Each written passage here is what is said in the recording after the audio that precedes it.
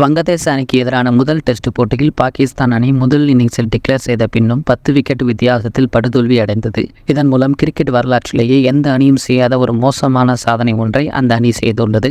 ஒரே மைதானத்தில் விளையாடிய அடுத்தடுத்த 2 டெஸ்ட் போட்டிகளில் முதல் இன்னிங்ஸில் 400 ரன்களுக்கு மேல் எடுத்த பின்னரும் அந்த போட்டியை தோல்வியில் சந்தித்து எதிர்க்கிறது பாகிஸ்தான் அணி. வங்கதேசத்திற்கு எதிரான முதல் டெஸ்ட் போட்டி ராவல்பிண்டி மைதானத்தில் பாகிஸ்தான் அணி முதல் தோல்வி அடைந்துள்ள நிலையில் இதே மைதானத்தில் நடந்த முந்தைய டெஸ்ட் போட்டியிலும் இதே போல தோல்வி அடைந்தது. இதற்கு முன் 2022ஆம் ஆண்டு இங்கிலாந்து அணிக்கு எதிரான டெஸ்ட் போட்டி ஒன்று ராவல்பிண்டி மைதானத்தில் நடைபெற்றது. அந்த போட்டியில் பாகிஸ்தான் அணி முதல் இன்னிங்ஸில் 579 ரன்கள் குவித்தது. அப்போது பாகிஸ்தான் அணி வெற்றி பெறும் என எதிர்பார்க்கப்பட்டது.